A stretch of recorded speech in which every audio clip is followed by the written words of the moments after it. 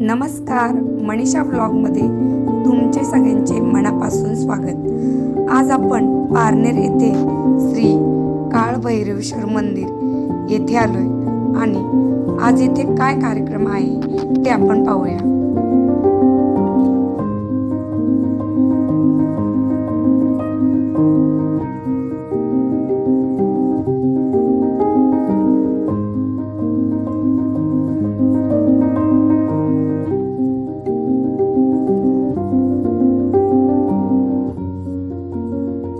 आपण आलोय पारनेर येथे भैरवनाथाच्या मंदिरामध्ये। आज इथे देवाला हळद आणि घाणा देवाचा गायला जातोय, तर पाहूया।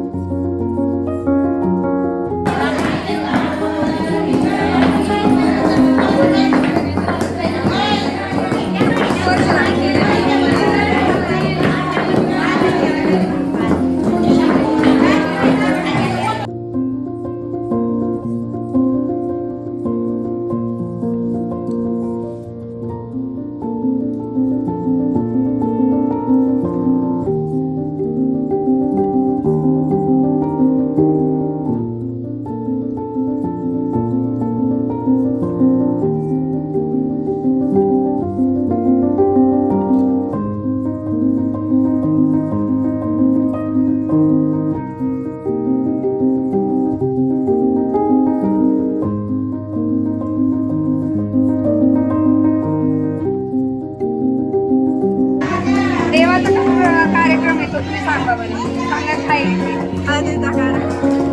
देवाची हळद आहे. देवाच्या हळदीला सगळ्यांनी या, सगळ्यांना निमंत्रण आहे. हा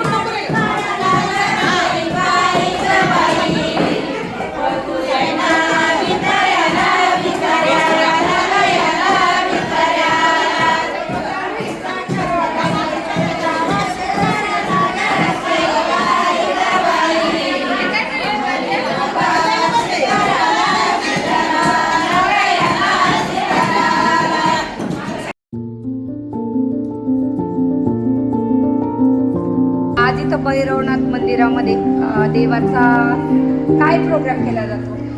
भैरवनाथ मंदिर हे पारनेरचं ग्राम मंदिर आहे आणि खूप दिवसांपासून हे मंदिर प्रख्यात आहे किंवा भैरवनाथ देव हा प्रख्यात आहे. या ठिकाणी आज देवाचं हळद त्यानंतर घाणा असे खूप सारे कार्यक्रम आहेत. या ठिकाणी शेवया केल्या जातात. ते पारंपरिक ज्या काही चालीरीती आहे हे सर्व कार्यक्रम या ठिकाणी केले जातात आणि झाल्यानंतर खूप छान वाटलं.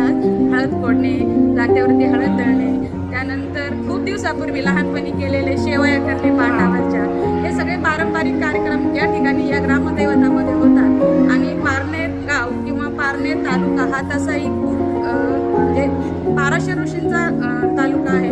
त्यामुळे या ठिकाणी खूप सारे ग्रामदैवत आहेत आणि खूप पारंपरिक पद्धतीने या ठिकाणी सर्व कार्यक्रम केले जातात. धन्यवाद ताई, खूप छान माहिती दिली तुम्ही. आणि खरंच इथे या पारनेर गावामध्ये भरपूर सारे पुराणकालीन काळातील मंदिर आहे.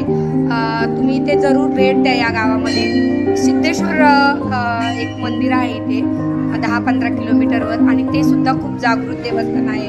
असे खूप सारे मंदिरं आहे आणि पूर्वीच्या ज्या प्रथा आहेत म्हणजे उदाहरणार्थ आपण कधी म्हणजे आत्ता या नवीन युगामध्ये पाटावरती शेवाया केल्या जात नाही, पण या मंदिरामध्ये ठेवल्यात आणि त्यात तुम्ही सगळ्या खूप छान सहभाग घेताय. त्याबद्दल खरंच तुमच्या सगळ्यांचे खूप कौतुक.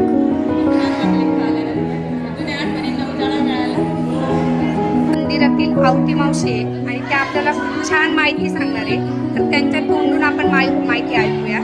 मला या मंदिराबद्दल थोडक्यात माहिती सांगा. हा कार्यक्रम का करतात, कसा करतात आणि तुम्ही याचा आनंद कसा घेता?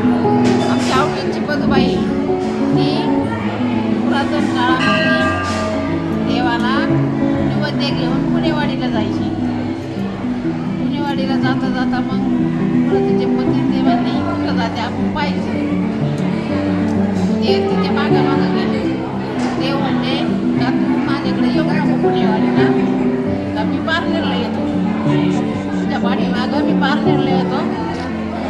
फक्त पुणेवाडीला गेलो